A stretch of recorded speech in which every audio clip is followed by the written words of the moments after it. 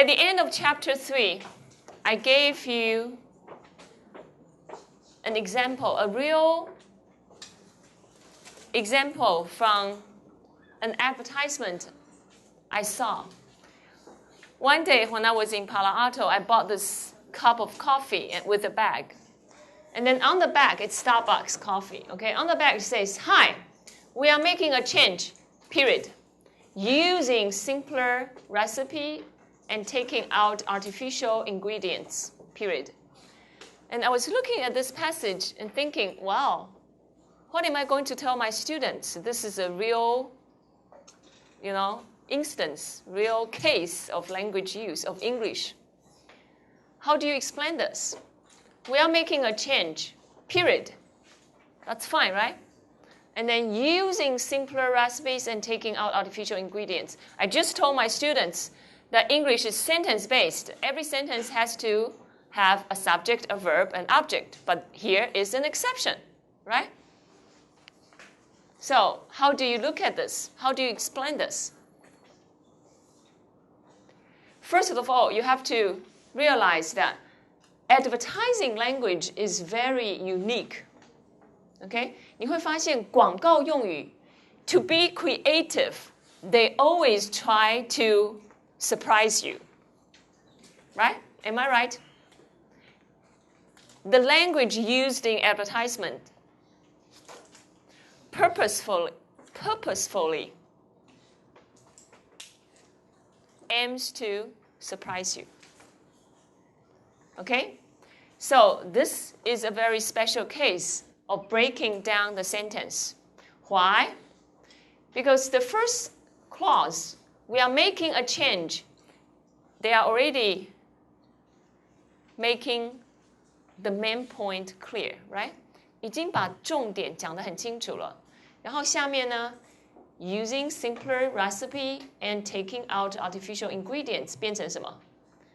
分别来描述细节。So it's supposedly to be the subordinate clause. If you use a comma, it's fine. But in advertisement, they use short sentences. Okay? Just to emphasize, my whole point is we are making some kind of change. That's my main point. And the rest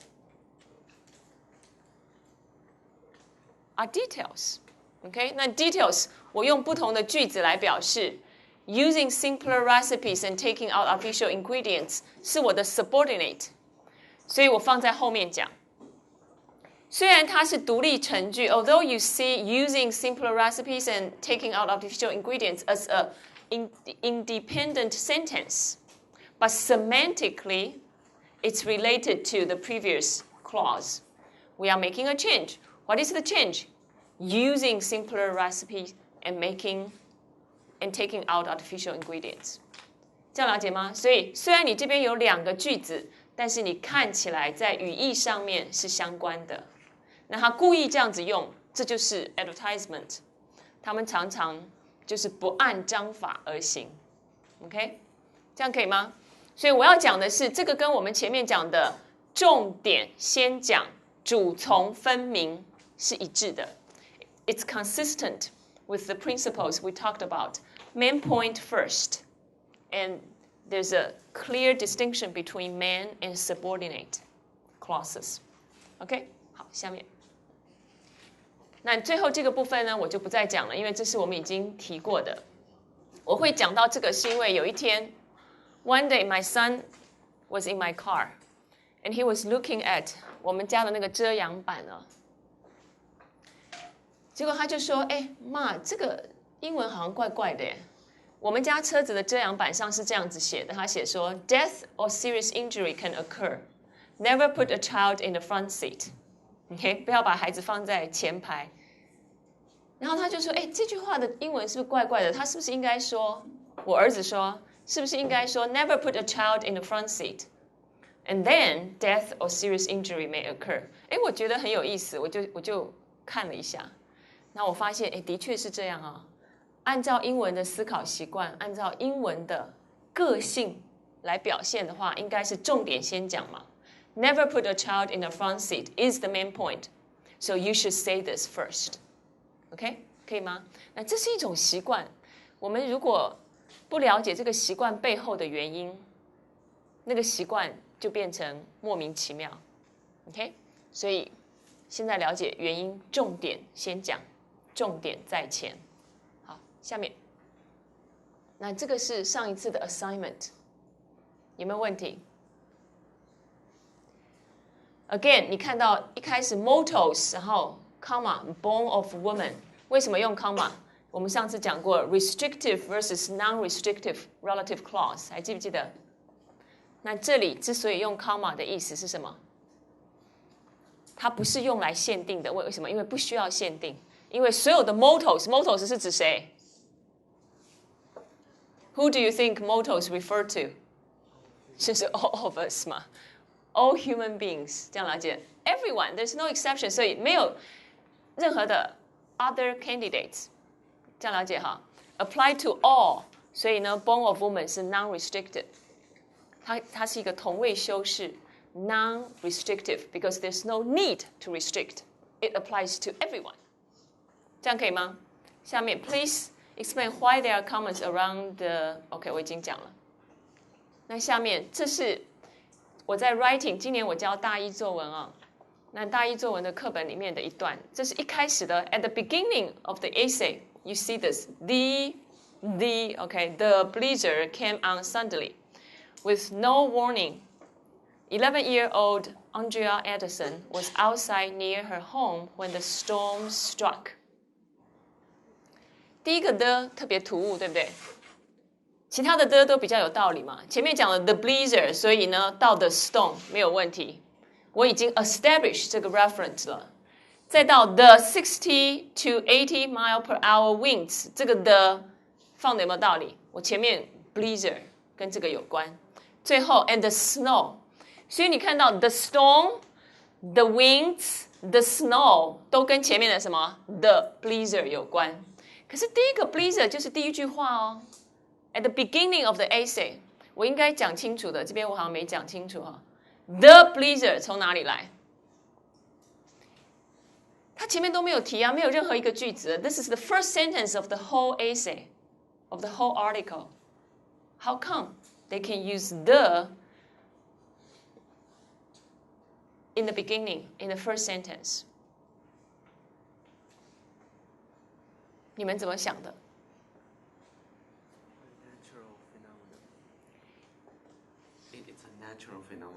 ？It's a natural phenomena. 但是所有的 natural phenomena 都可以用的吗？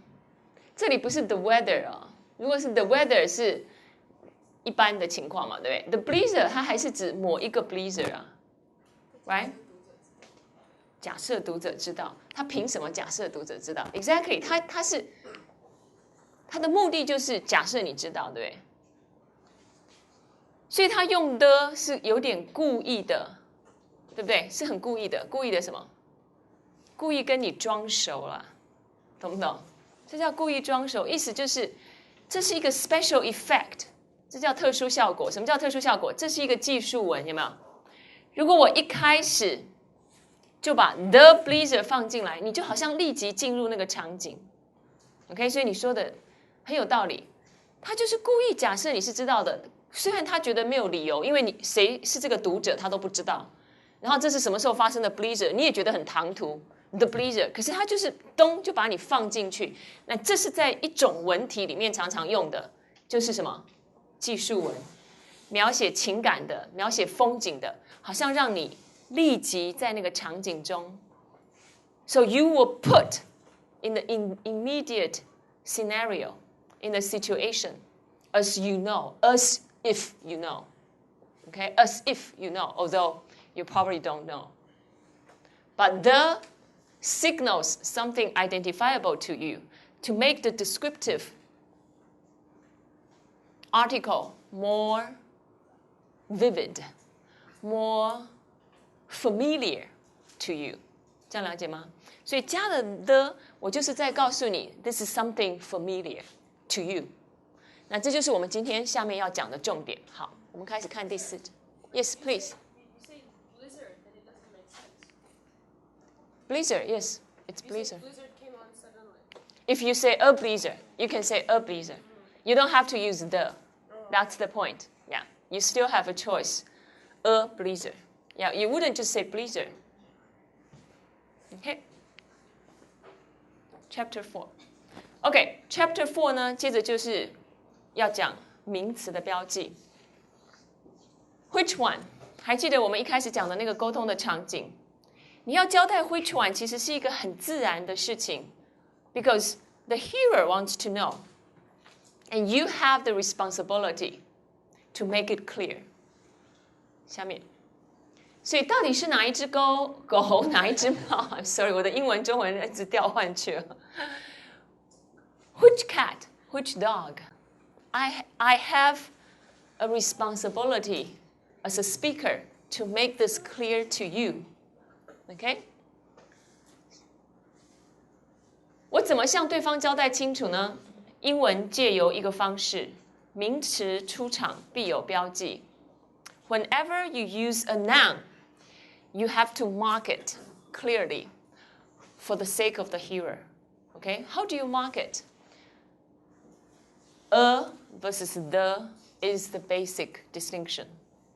I saw a dog, one of a kind. You might not know which dog it is. But if I say I saw the dog, then it's clearly that I assume you know which one. Okay? So which one?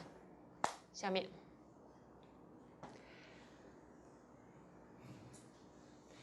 We have a problem with the use of a versus the because in Chinese, we don't have that kind of marking system.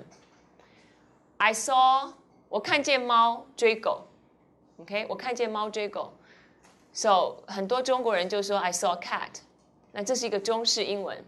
可是你发现吗？现在我们又开始调过来哈，在英文的影响之下，从今天开始你去 pay attention to 你的那个 roommate 的讲话哈。你会发现我们有一堆的一个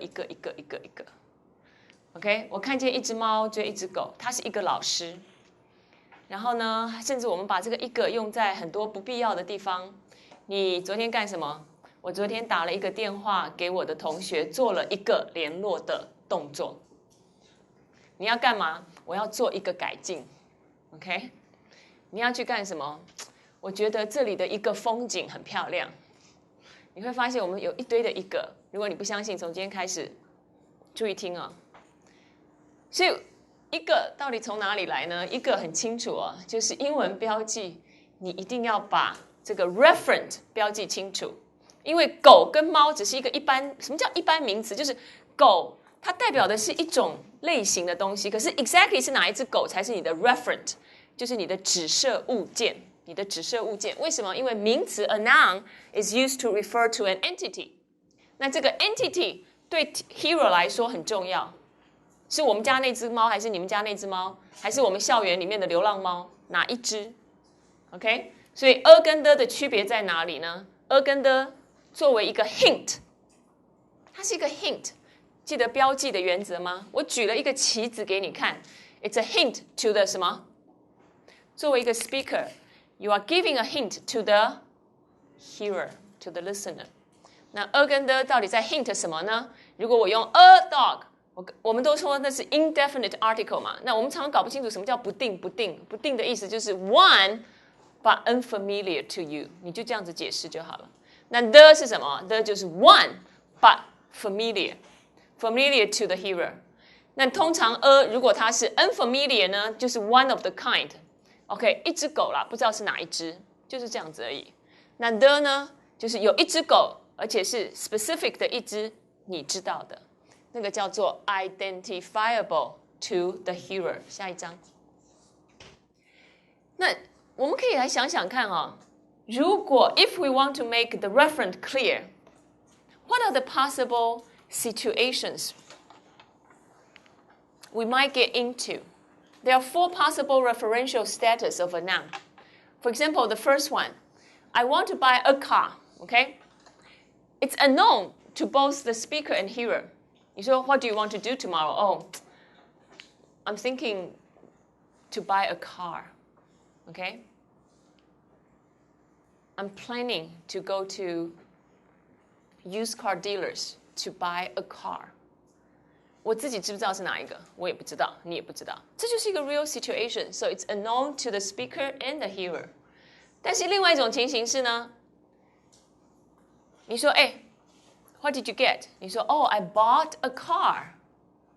我自己去买的，当然我知道 so it's known to the speaker, but unknown to the hearer, so I bought a car. 另外一种情况是什么？ We went to the used car dealer together, so you know which one I was interested in. And then I told you, I bought the car. It's known to both the speaker and the hearer. 这就是 the 的意义。那还有另外一种呢，是 I made it known to you at the time I speak. 这就是 relative clause 的用法。The function of relative clause is to help the hearer to identify the reference. So it's made known. It's made known to the hearer. Okay? You want to buy a car? Which one? I want to buy the car I saw yesterday. Even though you don't know which one, but due to the relative clause, it's made identifiable to you. 懂不懂我在讲什么 ？OK？ 下面，所以 as a speaker, as a user, as a writer, how do you decide when you need to use a, when you need to use the? The only consideration you should have is this referent identifiable to the hearer? The same thing, 把它加进去。Whenever you use the, you assume it's identifiable to the hearer. Whenever you use a, you assume it's non-identifiable to the hearer. So what did you do yesterday? I read a book. I read a book. Okay? I assume you don't know which one. What did you do yesterday? I read the book. Okay? I read the textbook. The one you know. That's it. Okay? 这就是最基本的原则，其实没有这么多的规则。那我们等一下会看看。我们从小背了一堆，我记得我小的时候在念科奇化文法哦。你们小的时候念什么？你们念什么文法书？你有没有听过科奇化文法？那你们的文法从哪里学的？啊？补习班的教材？学校的教材。学校教材有没有整理的用法？以前我读科系化文法，我还记得他那个整理的用法有10几条，等一下我秀给你们看哈。我发现其实所有的这些10几条都不用背啊，因为你只要抓住这个基本的原则就好了。下面 ，OK， 那我们在看规则，就是我们过去背的文法规则之前呢，我们来想想几个 scenario 哈，你怎么决定？如果今天有一个 conversation, this is the first conversation today between two female classmates. OK， 比方这2位同学，你们是好朋友吗 ？OK， you went shopping together all the time, right? So you saw each other today, and you say to her, "You know what? I bought the skirt. I bought the shirt, whatever. OK, last night." 然后 B 说 "You did. I really like it." OK，B 完全没有异议，为什么？因为我知道你讲的是哪一个，这就是一个很清楚的 The shirt is identifiable to the hearer. 这样了解哈？下面。Between two female friends， 如果今天他们碰到了，他们过去没有一起去逛过街哈 ，They didn't go shopping together， 所以 A 跟 B 说 ，You know what? What? I bought a new shirt last night. Oh, good. I like to see it. I don't know which one, so I like to see it. The speaker assumed this new shirt is unknown to the hearer. 这样可以吗？这就是 a 跟 the 的用法。下面。第3个情况呢，是我们比较不常谈的，这也是过去在你们学英文的过程中，可能老师不曾提到。如果有一个 conversation between a wife and husband, the wife say, "I call you at your office." OK， 那 your office 当然很清楚的 ，but the operator answered the phone. 那 husband 说 "Oh, I was away from my desk for a while." 你有没有发现为什么我用 the operator？ 我从来没讲过 operator。OK。可是我可以直接说，the operator answered the phone。有很多的 the 其实并没有前面提过，了解吗？我也没有跟你一起去看过、想过。可是，在我的背景知识中，这些东西都是 identifiable 的。比方 ，if we are going to a restaurant tonight for dinner，OK？、然后呢，我可以直接问你关于 restaurant 一些东西，是你必然知道的。这个在自然语言的剖析，就是 artificial intelligence 的里面叫做 script， 有没有听过 schema 或是 script？ 就我们的脑袋里头 ，there are a lot of scripts or schemas, scenarios in our mind. So once I mention restaurant, a lot of things, a lot of related concepts will be activated. 这样了解哈？所以这就是所谓的借由场景来引发的一种 identifiability， 这样可以吗？听得懂哈 ？Evoked。好，下面，那接下去我们就好好的来谈一谈。那 How do I decide whether it's identifiable to the hearer? How do I decide? On what basis can I say this is identifiable to you? So these are the 3 criteria. First, shared situation. 我们在这个里面，所以我可以说 ，Hey, look at the screen. See? Okay? Look at the TA. Look at the microphone. Look at the projector. 有吗 ？Look at the cameraman. 这样了解吗 ？Shared situation 里面的每一个东西都是 identifiable to you. 有没有问题 ？Physical situation. Shared speaker, hearer, you and I. Demonstrative, this, that. Okay? 还有 time 也是 shared. Now, speaking time. Later, tomorrow. Adverbs of place, here and there. 你知道这些东西啊，这个 now, while, tomorrow or today 这些东西其实都有一个很特别的语义，在语言学里面我们叫 deictics 啊，就是它需要有坐标的才能够认定。什么叫 tomorrow？ 我问你，每一天都是 tomorrow 嘛 ，right？ 所以我常常开玩笑啊，以前我常常在黑板上看到同学说。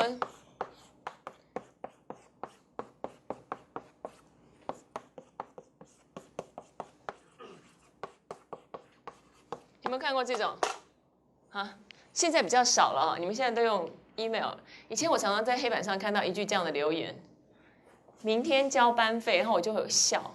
我说这个家伙真的很懂得运用语言学来敛财啊！为什么？因为明天班费是可以是每一天，对不对？明天交班费啊，了解吗？什么叫明天？你怎么定义明天？你一定要先知道什么？今天是什么？这样了解吗？所以这些东西，这些明天、今天这种都叫做 deictic， 你一定要写清楚是几月几号，才不会一直敛财下去。下面 shared discourse， 这就是你们老师以前说第一次提到的用 the first time you mention some referent, you use because in the discourse you have to establish the reference。你可以把一个 discourse 就是对话哈，或者是一个交谈。想成是一个 space， 这个 space 里面本来没有任何东西，所以你可以想你们过去读的那个童话故事，很久很久以前，在一个遥远的地方，有一位很漂亮的公主，有没有看到？她要 establish 这些 reference，a princess, a prince, a king, a queen， 然后接着她就可以讲，这就叫做 discourse。在这个 discourse space 里面，哪些东西是已经建立的，哪些东西是还没有建立的？ I saw a friend yesterday at Starbucks. 接着我就可以用 he 了。He loves coffee and drinks it every day. The friend 有没有看到？下面我就可以用 the friend， 这叫做 shared discourse。那有些东西你已经讲了好几次，你怕人家忘记，你可以再一次的提醒，你就不用代名词 he 而用 the friend 就清楚了。了解哈？下面第3个就是 shared background knowledge， 这可能是一个最大的部分哈。This includes a lot of things because we shared social, cultural, educational, even economical knowledge as we grow up in the same community. So we have a shared universe, right? Everyone living on this earth has a shared universe. So the sun, the earth, the Mars. 为什么用的 identifiable to you? Shared experience. The president 嘛还是 the mayor？ 有没有听过 ？If you live in the same city， 那我讲 the mayor， 你当然知道是谁 ，OK？ 我最近听到一个笑话 ，again， 我没有什么政治取向，我只是觉得很好笑而已，跟你们分享。他们说，最近他们喜欢这种应该是文学的人讲的。他说这些党哦，讲来讲去呢都有不同的特征嘛，那他们就用4大名著来描述这4大党。国民党呢是什么？有没有听过？国民党是《红楼梦》，民进党是《水浒传》，亲民党是《西游记》，然后还有一个什么台联党？台联党是《聊斋》。有没有听过？你们自己去想想看，为什么？好，下面我为什么会讲这个 shared universe the president？ 好，还没完。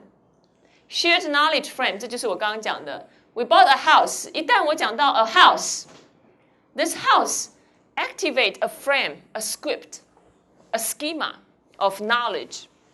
所以 related things 都是 identifiable。所以你看我下面可以说 ，well the living room 怎么样 ？OK？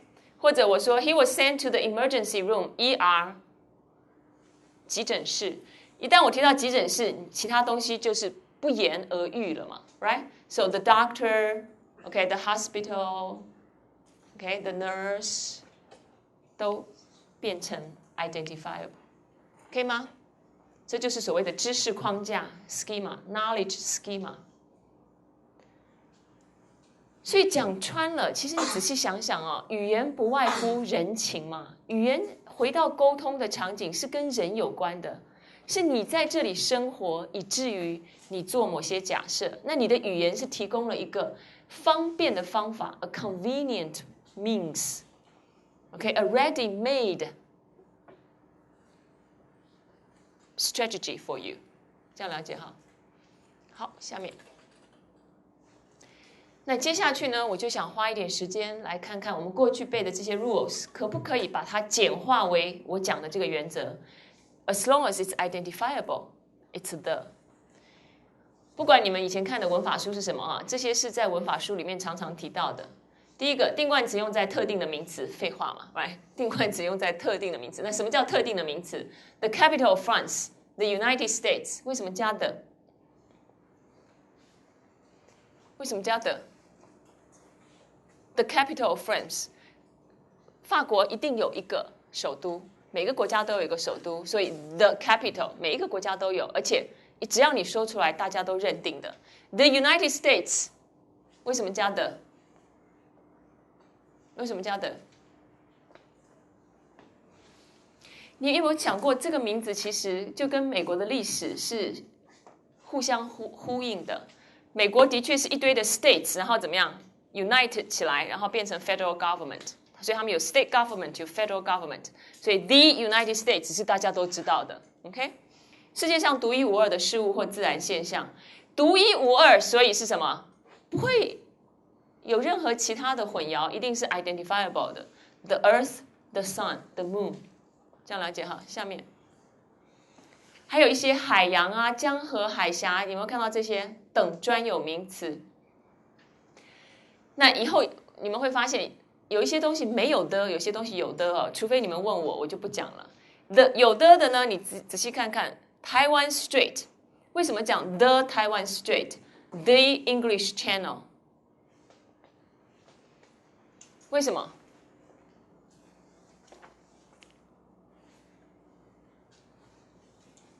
很简单啊，就是我刚刚讲的、啊、，The Taiwan Strait， 全世界只有一个，所以它对你来说是不是 identifiable 的 ？Sure。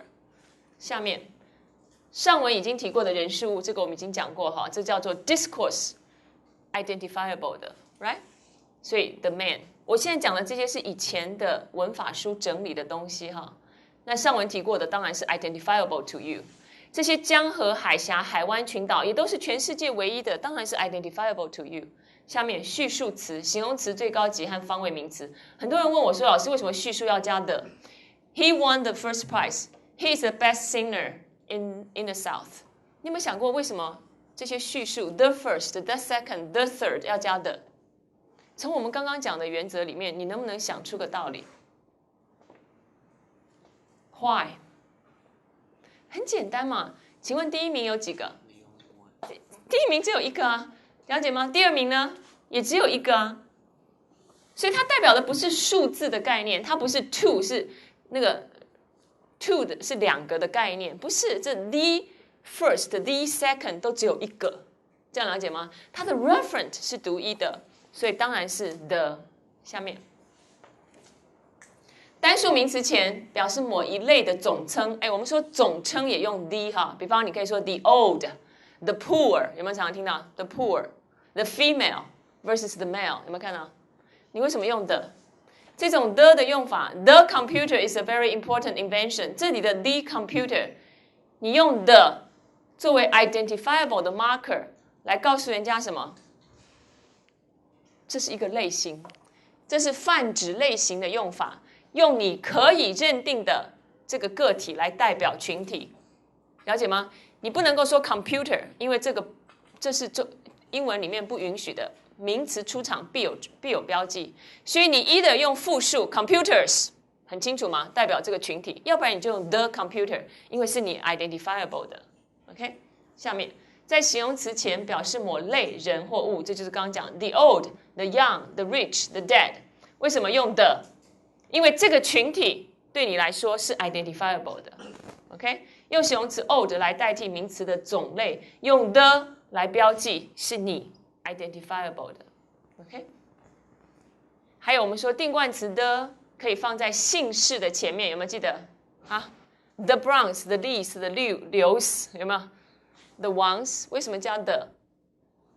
这一家人当然是特定的，这一家人当然是什么 unique 的，这一家人是 identifiable to you 的，这样了解哈？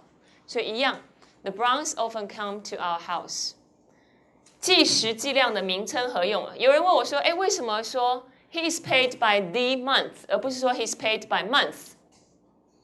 OK， 第一个，如果你用 month， 你知道有的时候我们不加 the 不加 a 的时候，它就变成抽象的概念。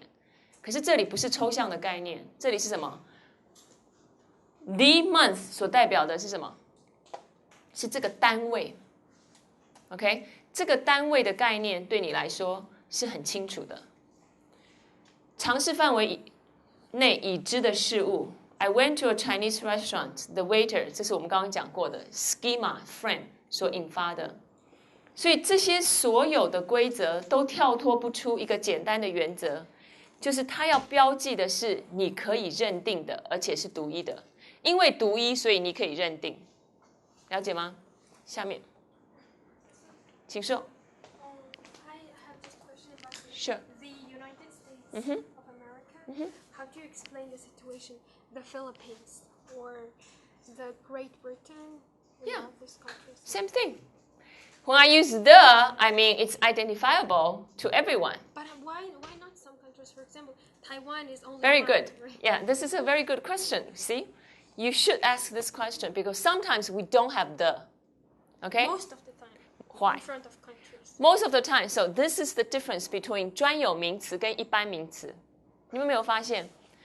请问 United States 如果把if we don't capitalize it, it's just a common noun. Do you see my point?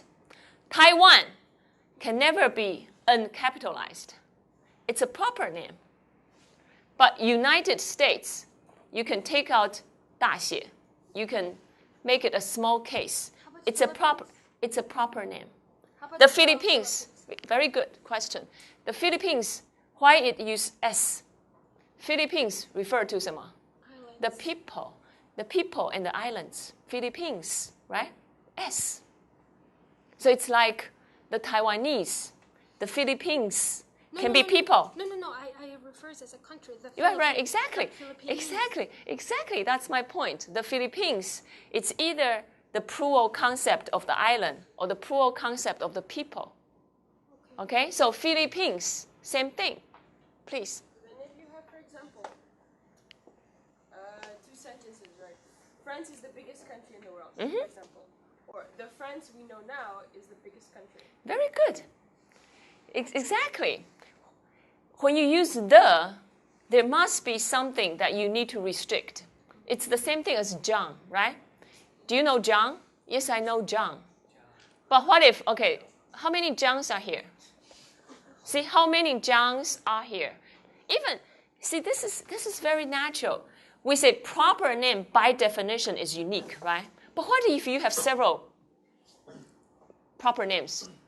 You have several Johns that you know. So how many Johns here? We have one John. Any other Johns here? So when I say, hey, did you see John? You might ask, which John? Okay? So the fonts we know here, or the fonts we know today, you actually making it the particular one in comparison to what? The previous version. So, which John? The John. You see? The John I met yesterday. This is exactly mentioned in the 进阶篇. We'll get to that. So what I want to say here is, I don't know if my book made that clear. There's a difference between the United States versus uncapitalized United States. These are United States, okay, as a common noun. 当你把 common noun 加了 the, 它就变成 unique 的 referent. 这样了解吗？ Yes, please. He's paid by the month 跟 he's paid by month, 可以讲一下其中的差别。He is paid by month and he's paid by the month. 是不是不一样的差别？当你没有 the 的时候，你只是在讲那个抽象的概念。He's paid by month. Yes. 不是，我要讲的是这个用法的意义。Again, 你有形式上的不同。So you have two forms, right? The two forms, right, express two different concepts. He's paid by month. Month 就是那个 concept, 那个 OK， 基本 month 的 concept, 那个 abstract concept. 但是 he's paid by the month. 我故意加的 the 是什么意思？一个特定的度量衡 ，OK， 一个特定的度量单位。这样了解吗？那如果用中文翻译的话，可以讲出他们的差别吗？这是很好的问题，我还没想过，可不可以想？我有点无法了解，就是他们两个如果你觉得？就是都是领域性的意思，那我相信中文一定可以，但是你要怎么去讲这个差别？这是一个很好的问题啊。He's paid by month， 他是领月薪。He's paid by the month。你比较强调这个月份是一个单独的个体性的，是一个特别的度量单位，这个要怎么翻译？所以他如果说，比如说这个人他是一个上班族，然后 he's paid by month， 就是他每个月给他的就是薪酬。如果他是一个暑期工读生，他是工作7月8月，那我们就是 he's paid by the month 这样子吗？两个在翻译成中文里面可能很接近，因为它都是指领月薪，可是在英文里面是不一样的概念。因为英文的不一样的概念就是我用的是一个抽象名词 month， 跟我用的是一个 definite article 的 month， 所以实质上没有不同，他们都是领月薪，这样了解吗？可是我就像 he's in Taipei 跟 at Taipei， 他都在台北，中文翻译出来你根本很难分，他们都在台北，你了解我的意思吗？可是 in 跟 at 是不一样的。老师可以给我两个不同的 situation， 就是那这两个东西可以用在哪两个不同的情况下？我只能告诉你，你用的时候，你的表达的语义是不一样的。那没有说特别的一个情况，你一定要用特别的一个。He's paid by month， 我没有强调 month 是一个很独特的，然后呢，人人皆知的一个计量单位。我只是告诉你，这个 month 是一个一般的 concept， 一个抽象的 concept。OK，month versus week 是一个抽象概念上的对应，可是 the month versus the week 是一个独特的计量单位的对应。我不知道我这样子讲有没有意义？你让我来想一想，我怎么样把它讲得更清楚，好不好？谢谢你的问题，非常好的问题。好 ，Yes, please。你刚刚说，如果是专有名词的话，就可以不用加了。可是像 China， 它可以当词器，它是一个一般名词，那为什么它不加了 ？OK， 这就是一个很好的问题，这就是先后的问题了。OK，Again， 你们要记得，我讲的原则永远是一个大的原则，我们永远回到 majority rule 来看哈。China 这个词基本上也可以变成小写，那是后来被转用了，了解吗？就是瓷器出于 China， 所以 China 变成当做自己，它原先就是一个专有名词。OK， 很好的问题。Yes. So when we refer China, we can say China. When we refer Taiwan, we can say Taiwan. But when we say Taiwan as the Republic of China, but when we say that China, we say People Republic of China. It's different. It's your formal country name versus the place. So what I mean is China, we can say China as People Republic of China. And we People's can say Republic of China, yes. Or we can say Taiwan as the Republic of China. So why in this case ROC has the Taiwan does not equal to the Republic of China. The country's name is the Republic of China. But Taiwan is a place. It's a unique island. It's a proper name of the island. Okay? So our official name is Republic of China on or in Taiwan. Taiwan is a place. It's a location. Okay, like America. America, it used to be just the continent, right? North America versus South America. But nowadays, America is what? The United States of America. Okay? So the basic principle is, what do we mean by proper name? The reason why we have capitalized, okay, the reason why we capitalize those proper names because we want to use them to refer to a unique entity. 这就是 proper name 的意思。By capitalizing a name, you make it a proper name, meaning it's unique in its reference. 这样懂了吗？什么叫专有名词？就是只有这一个嘛，叫专有嘛，专 exclusively owned. 这样懂吗？这就是中文的意思 ，exclusively owned。那 exclusively owned 当然是 unique 的，了解吗？所以 in principle 你不需要再加 the， 因为 the 也是在标记 uniquely identifiable to you， 这样懂了吗？可不可以接受我基本上在讲的是什么？可是为什么我会说 the John？ 因为我有 several John 的时候，我还是必须要 mark，OK， 那个 identifiable 的 to you。下面一首英文老歌 ，an old English song。Rain and tears are the same。谁会唱这首歌 ？Who can sing this？ 加分加分，唱完好来 ，please 。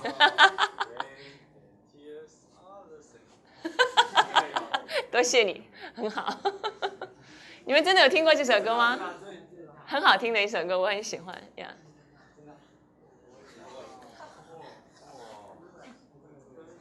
哎，为什么会有这样子的不同 ？Rain and tears。为什么一个加 s 一个不加 s？ 这是 again， 这是学生问我的问题啊，我觉得很有意思啊。他说：“哎，同样都是液体嘛，对不对？你的眼泪跟雨水有什么不一样？为什么一个加 s， 一个不加 s？” 你知道单复数的问题就是这样子，让我们永远搞不清楚啊。可是原则其实很简单。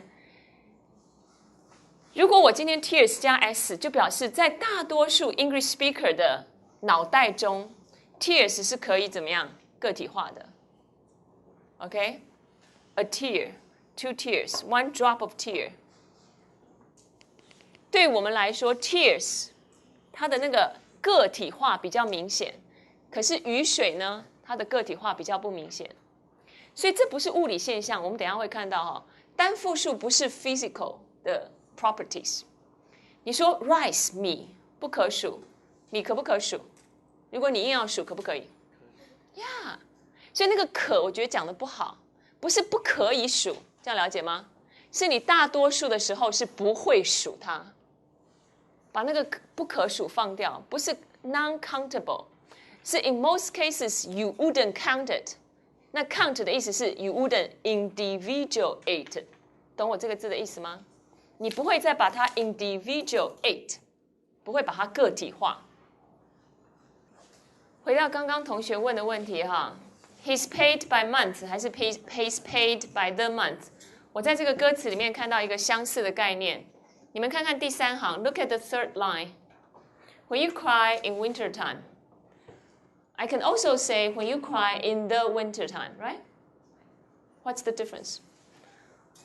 When I say when you cry in winter time, I didn't add the, so I take winter time as a more abstract, okay, a vague period of time. As a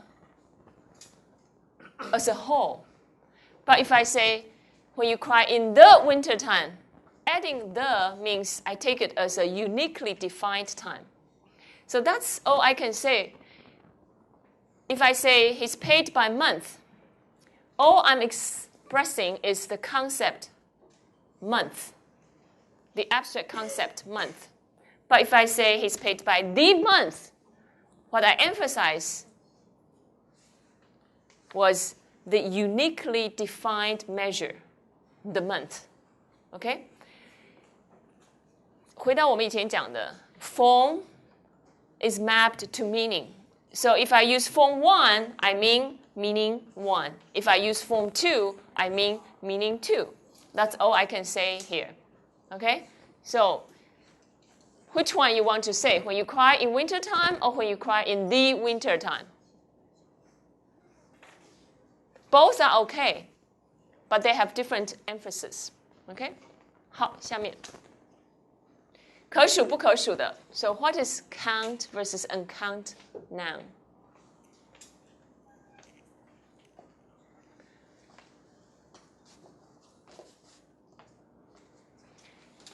The main difference here is, can it be individualized or individuated? Can it be individualized or can it be individuated? Again, 可数不可数 is not a physical concept. As I said, if you want to count rice, it's possible. 你还是可以说1粒米、2粒米、3粒米 right? Physically, it's countable, but conceptually, it's non-count. Because in normal language use, 你不会去 count 米，你不会说我今天吃1颗米，你吃2颗米，这样了解吗？所以你会发现语言是跟着你的生活习惯走的，而不是跟着物理现象、科学走的。所以什么叫可数？就是认知上常常会细分，细分的意思就是我会再把它 individuated。OK， 那所以常常你会需要个体化。所以回到刚刚的 tears， 在大部分的 English speaker 的心目中 ，tears 是可以个体化的。你可以说它掉了1滴泪，为什么？其实你可以想想看，在 visually。Tears 掉1滴2滴是你可以观察的 ，OK？ It's conceivable that you see 1 tear, 2 tears， 这樣了解嗎？所以它不是完全没有道理的，就是跟你的认知，在认知上面是不是比较 prominent， 比较 obvious 的 ，OK？ 所以需要个体化，可以个体化，或者说常常被个体化的 ，in language use in daily life。It's usually individualized. Tears, noodles, drops. OK? 那面条也是一样。你看面条你是很清楚的，就是 conceptually it's clear. 它的 individual 的 entities 是非常 conceptually salient 的。这个字我不晓得你们有没有学过。It's conceptually salient.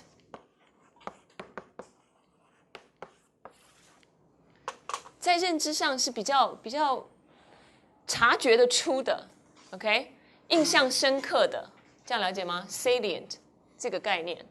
老师，可是英文也会用复数型来表示一个整体，比如说那个 set 如果加 s 就变成是沙漠、沙滩、沙尘。很好，这就是我要讲的。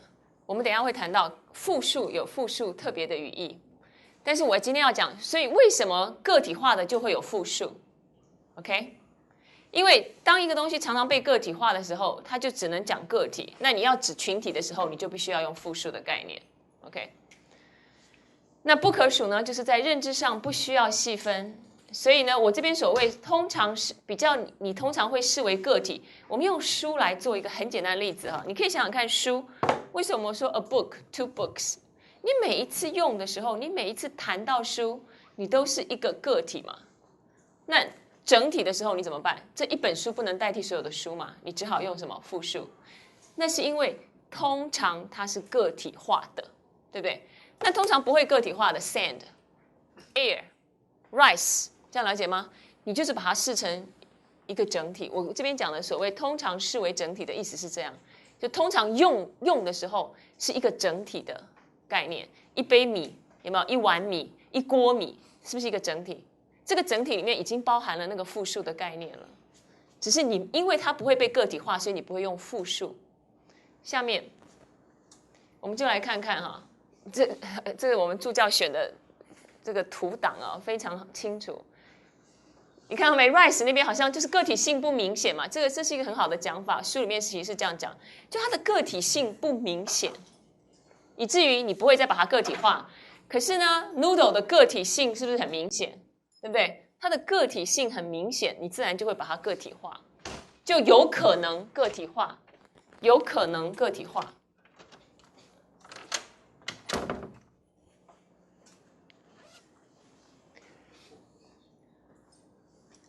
那这边只要请你们翻译这个 People in the North eat noodles, people in the South eat rice， 只是让你写的时候注意不要用 flour 这个字哈。你看 flour 就相反了嘛，对不对 ？Noodles 是可数的，可是 flour 呢？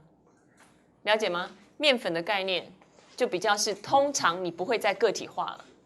所以我今天要讲的 the whole point is 你要把可数不可数的概念想成是通常会不会个体化。了解哈 ？Yes, please. Cord. What cord? Corn. Oh, corn. Okay. Very good. 玉米. How would you use it? Well, I like to eat corn. Yeah. You don't say I like to eat corn. 很好。为什么？ Because you do eat a whole corn. You don't eat one. Okay. 你怎么讲 ？One dot. One kernel, yeah. No, kernel 是指整个 right? Usually you eat the whole kernel, 对不对？而不是一个一个的。Exactly. It's the same with popcorn. 很好，这又来了。Popcorn you eat individualized, right? So popcorns 是不是？你还是可以加 s 啊 ？Can you? Can you? 你可以说 popcorns, yeah, popcorns. OK， 可以加复数。当它是 popcorn 的时候，就可以加上复数了。OK， 好，下面语法大哉问，我们要问的是什么呢？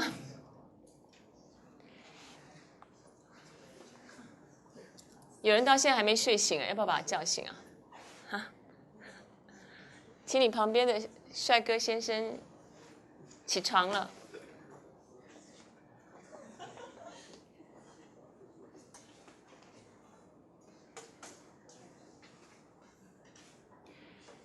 在这边呢，特别提到的就是我常常发现学生会，你们在写论文的时候常常会用到哈 ，Chapter 2。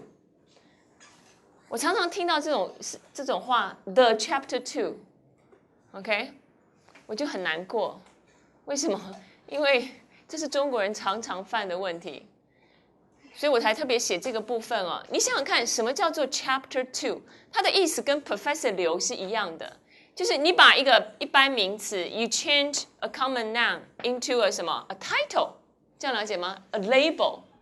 什么叫 Professor 刘 ？Professor 本来也是一个 common noun 嘛，你把它当成一个 title 就大写，所以再加上一个 specifier，Professor 刘 ，Professor 李。那 chapter 的意思也是一样的，这样了解吗？所以 Chapter 1、Chapter 2、Chapter 0， 只是 it happened to be a number， 这样了解哈。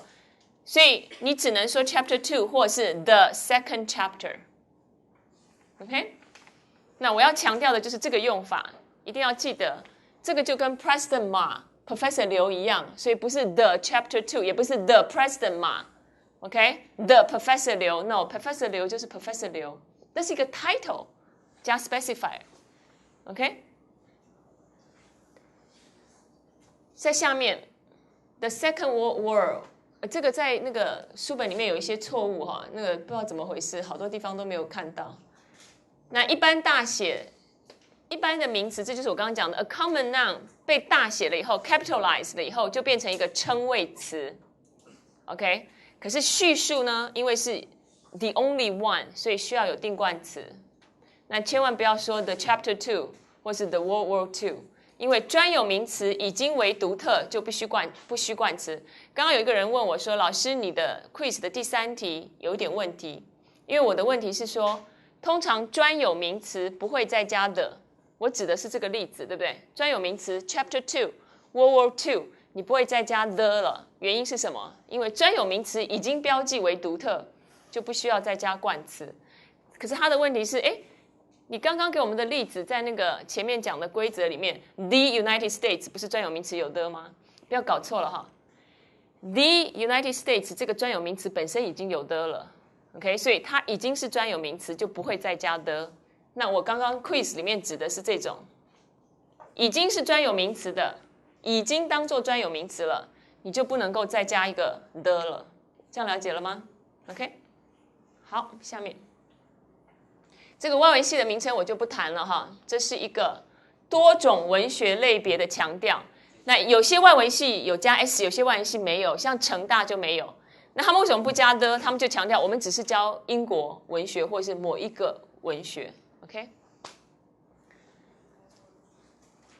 亲爱的，我们要进入进阶篇了哈。名词到底是不是一定都需要有冠词呢？名词不需要出现冠词的情况大概有这几类哈。名词的出现并非为了指涉个体。听者呢不需要辨明指涉的对象，而且呢不需要有个体指涉的名词，所以一般我们说复数名词的时候，不见得要加 the。OK， 为什么 ？I see dogs there， 我不需要细究是哪些个，可是我可不可以再加 the？ 我可不可以说 I see the dogs？ 有没有 ？Again， 你加 the 的时候，你就是强调那个 identifiability to the hearer， 这样了解哈？你不加 the， 你就是不强调这个东西。所以一个是复数的群体，而且是你知道的那个复数群体。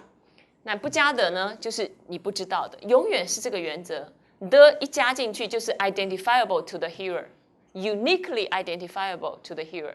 我也许应该加一个 uniquely identifiable。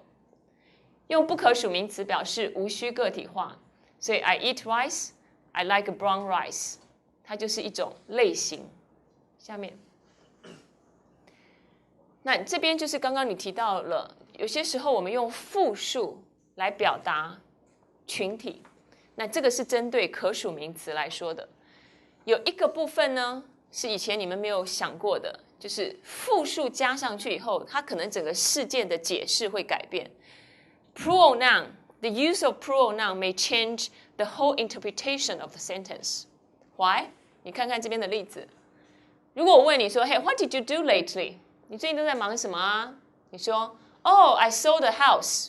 我最近在忙卖我们家的房子。当你听到 I sold a house， 你一般的解释就是他卖了一栋房子。OK， I sold a house 就是我卖了一栋房子，那不管是哪一栋房子 ，OK。可是如果我今天回答你说 What did you do lately? Oh, I sold houses。我加了复数之后，它可能会产生一个解读上的变化。什么变化 ？What do you do for living? I sell houses。表示什么？我是一个中介。OK，I sold houses。下面我也可以回答说，I sold the house， 就是你知道的那栋房子。所以 the house versus a house， 一个是你知道的，一个是我不知道的。可是如果我今天用的是 I sold the houses 呢，你就不会把它解释成中介了。唯一一个你会解释成中介的回答就是I sold houses。为什么？你用常理去想嘛，很简单啊。一个中介卖房子，你当然不知道是哪些，对不对？所以 who sell houses 中介 ，real estate broker，OK， 这些 agent。他们是 sold houses， 所以你看到用复数同时没有加的，可以指那个类型的事物。那当我说 sell houses 的时候，可能指涉的是我的工作，根本就是一个房屋中介。你们可以体会得到吗？但是其他的都不太可能。What did you do lately? Oh, I sold the house. What did you do lately? I sold the house. Or I sold the houses. 你都不会解释成是中介。可以吗？这边的 interpretation 可以接受吗？好，下面专有名词可不可加的？这也是我们刚刚一直在讨论的。现在做一个总结啊。I saw President Ma yesterday， 不要加的了，因为 President Ma 就是 uniquely identifiable 了。I saw the President Ma，这是我们常常听到的，很讨厌哦，真的很讨厌，请不要再这样用。那专有名词仅此一家，所以它的指涉性很强，不需额外的标记。另外2类的专有名词，这边我们只是再强调一下，不是另外2类哈，就是称谓加上姓。President 本来是一个小写的，可是我把它大写以后变成称谓加上姓。那我为什么说 the President of the United States？ 你这时候为什么加 the？ 就像你刚刚问的问题，为什么说 the France of today？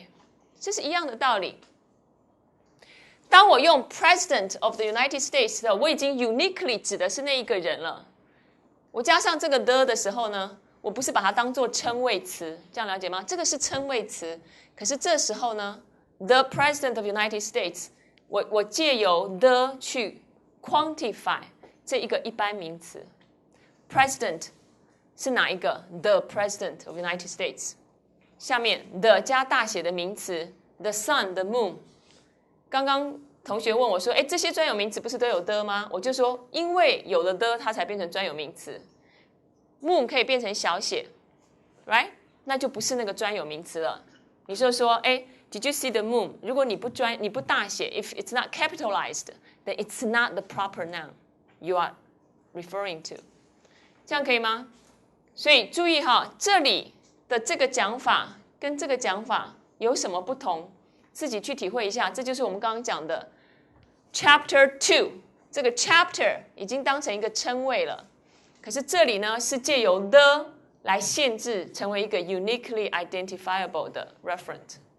所以 Chapter 2 the second chapter President Obama the President of United States OK 好，下面那最后我要讲一下，就是你们要 get to appreciate 英文里面的这个 a 跟 the 的分别哈。为什么？因为如果没有 a 跟 the， 你知道你讲话就会很累。It will require a lot of modification to show your referential intent。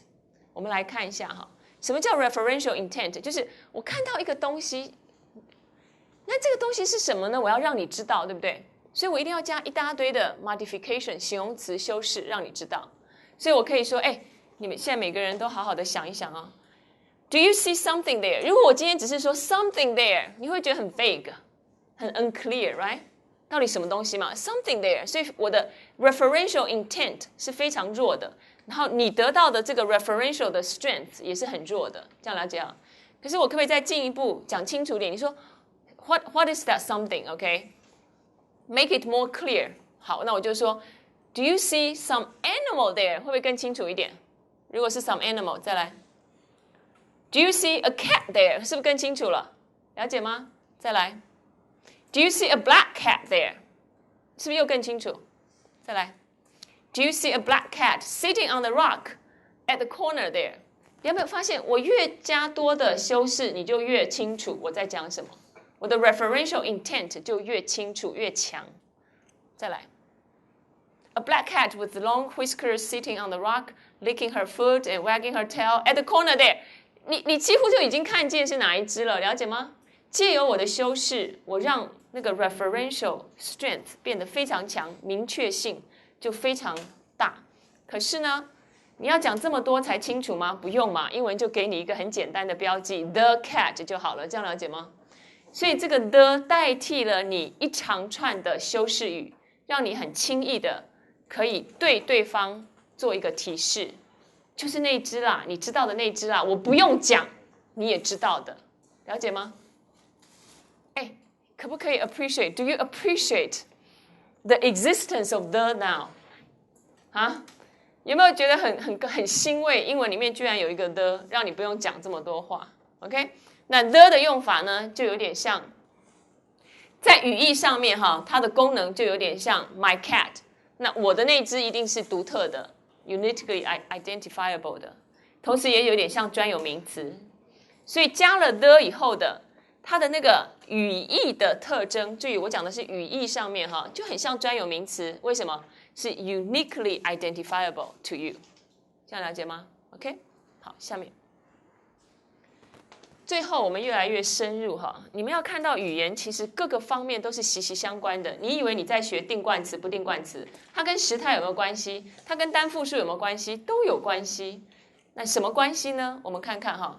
如果今天是一个已经发生的事实，昨天晚上我在北一女跟附中的英语社团演讲啊，那我为了要解释那个 ending 跟那个 some 的用法，我就跟他们讲说，哎，你知道吗？我大学的时候有一个男的常常送我2个面包，每天都送我2个面包哦。你猜是谁？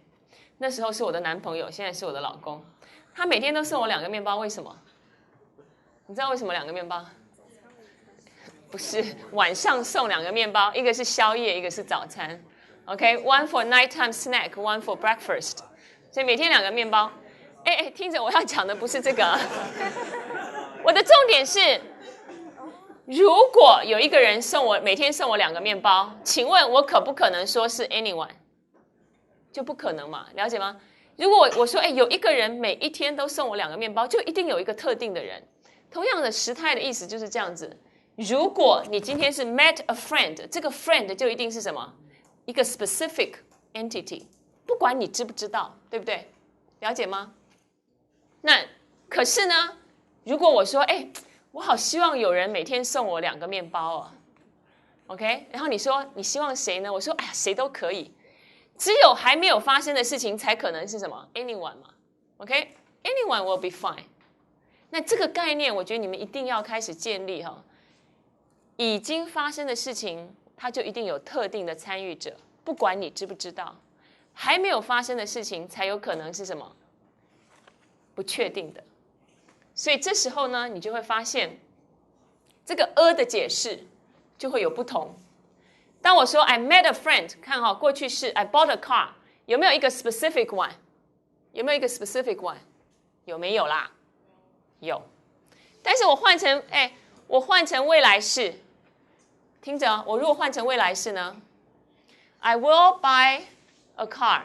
I want 不是 I want 吧 ？I want, OK? I want to sell a house, or I want to buy a car. 有没有一个 specific car？ 这时候就很 tricky 了。听着哦，你说 Hey, what do you want to buy？ 我说 I want to buy a car. OK？ 请问有没有一个 specific car？过去式我们已经很清楚了哈 ，We already settled for past tense. If it's past tense， 或者是 perfect 完成式 ，then there must be a specific one. But what if it's future tense? I want to buy a car. 请问 is there a specific car I want to buy? 有没有觉得开始有点 tricky 了？哎，有没有啦？所以。半天你们不回答嘛？来，我来问问看。好，实在好累啊。I want to buy a car。请问有多少人认为 it's a specific car? Do I refer to a specific car I want to buy? 举手。How many of you think it's a specific car? 2个外文系的学姐。你们是对的。那有没有人认为没有一个 specific car？ 也有人举手，很好，你们也是对的 ，OK， 很好，很有勇气啊！其他人不作声是什么意思啊？问题很简单，因为这2种情形都可能 ，so there are 2 possibilities, 2 possible interpretations。我们来看 ，I want to sell a house， 它可以是一个明确的个体。那我用 a 只是告诉你，我知你不知。对不对？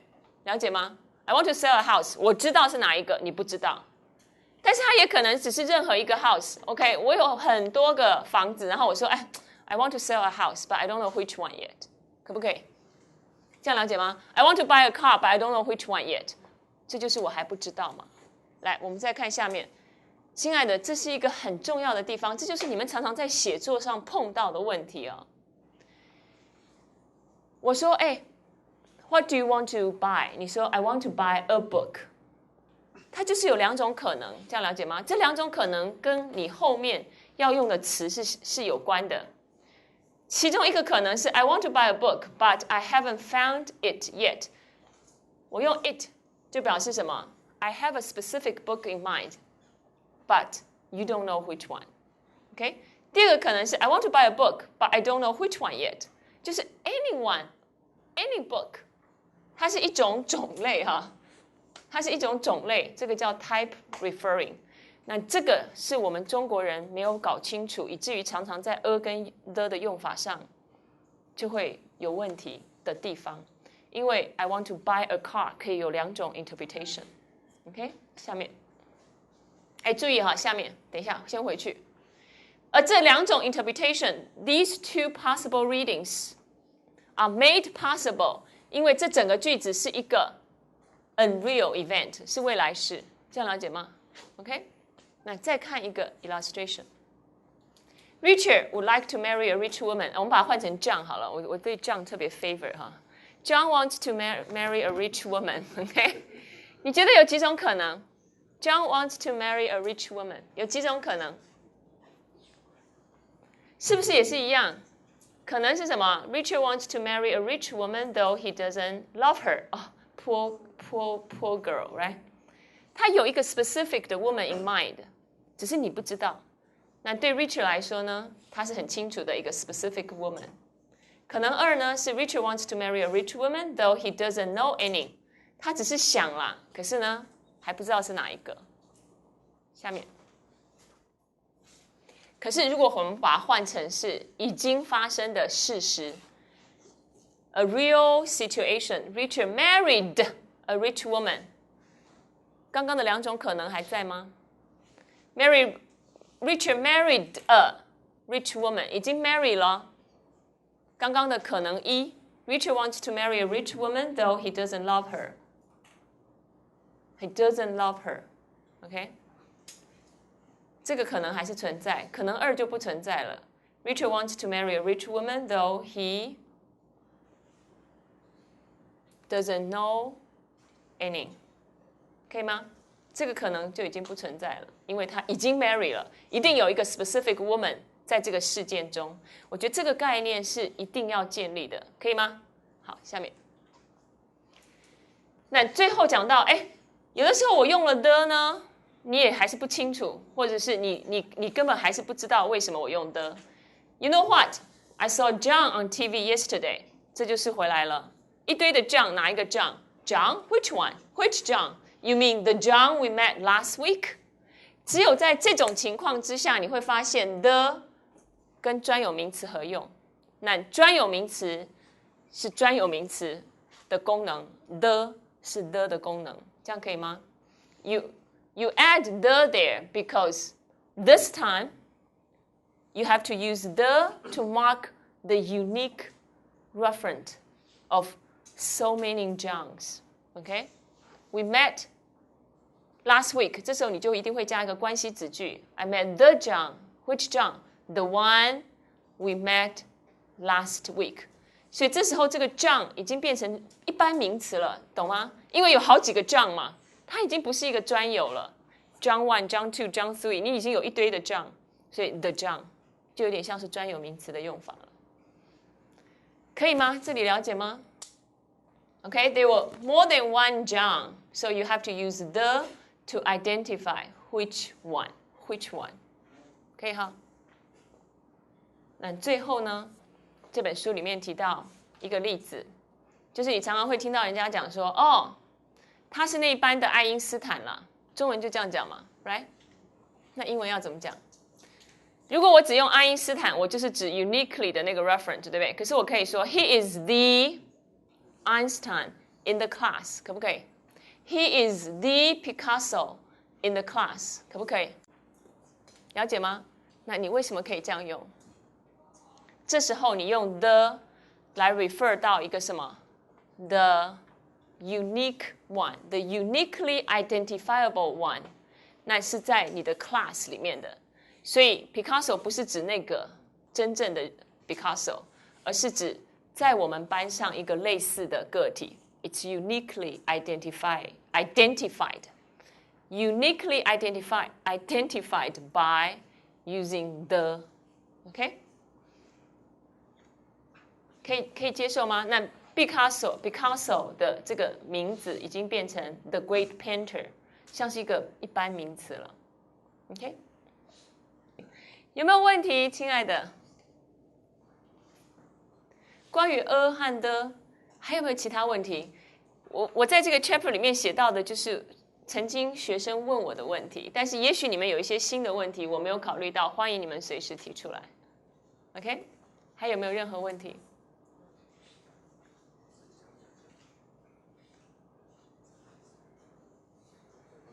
？Yes, please. 172页，请大家翻到142页。他说 ，He won the first prize， 那他是得到第一名奖还是第一项？第一名奖和第一项奖有什么不同啊？第一项奖是很多个奖啊，我得到第一项不一定是第一名。这个不是语义的问题，这可能是语用上面的问题吧。He won the first prize， 那我们就是说他得到那个最大的第一个奖嘛。那第一个奖可能是第一名，也可能是第一项，那个是看你到时候的 situation 了。你们了解我在讲什么？有语用的情境上面的考量，那个不是语义范畴。可是语义上面我很清楚的，就是那一个独特的，那个独特的可能是第一名，也可能是你在那个情境中你的第一项。这个意义你可以接受吗？那假如说 He won first prize， He won first prize， 有人这样用吗 ？He won the first prize. He won first prize. 什么时候你会说 He won first prize？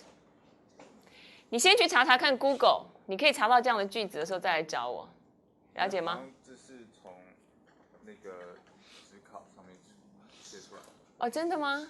啊，然后我看到就是常春藤的一个男士什么翻译，他说这边应该要写那个他解答，还有写说他这边要去掉的嘛，这样子。没关系，你可以把那整个考题给我 ，OK？ 就像我们刚刚看到，语言是活的，我不能够说你一定要用 the first prize 或一定不要。那你把的拿掉，一定有你要沟通上的语义，所以你给我一个实际的一个句子，好不好？我们来看，亲爱的，其实他刚刚的问题很好啊，就是一般我们说第一名、第二名，我们都会有的嘛，那你会看到一些怎么没有加的情况，这就是我们常说。规则一定有例外，对不对？那个例外的情况，一定是他要表达一个例外的语义。记得我们在第一个 chapter 就讲了，一定有一个 exceptional 的 case， 一个 exceptional 的语义。那个语义是什么？你给我一个例子，我来看看怎么解释，这样可以吗？可是我要强调的是，当你加的 the， 你就是标记它是 uniquely identifiable 的。所以你把 the 拿掉，就有点像刚刚问的问题：我是 pay by month， 还是You were in winter time, right?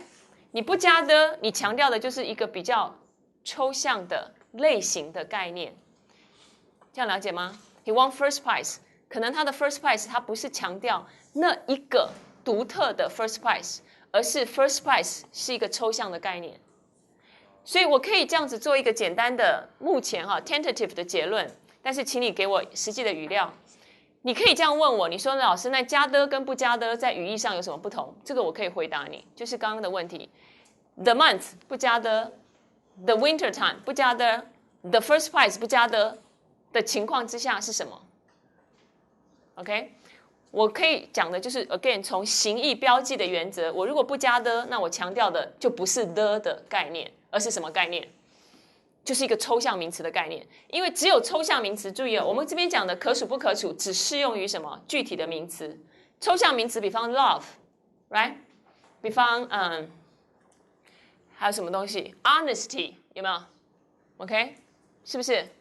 这些你都不会加的或不加嘛，你都不会加或的，为什么？因为它是抽象的概念，所以当我没有任何标记的时候，它所表达的就是一个 abstract concept。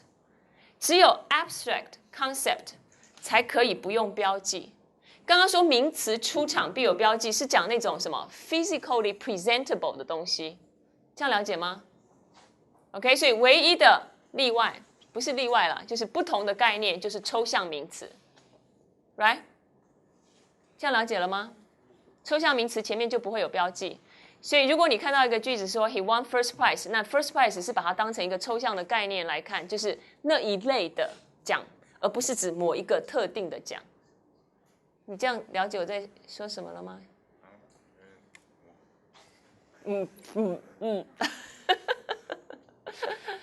你可以重复一下我刚刚讲的原则吗？如果没有 a 跟 the 的标记，在英文里面这样的名词是什么样的概念？是什么样的语义？传达什么样的语义？一起回答。抽象的概念 ，OK， 抽象的概念就像一个抽象名词一样，这样了解了吗 ？OK， 好，这章到此结束。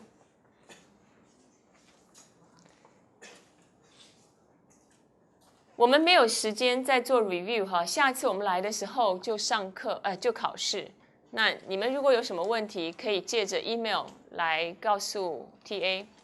那我如果有必要的话，我就会在考试之前回答你们一下。那 again， 今天有没有什么问题？我今天居然提早结束要讲的东西，我觉得好棒 ，OK？ 哦，谢谢。因为你们鼓掌啊，所以你们可以提早离开 ，OK？OK， I'll see you next time.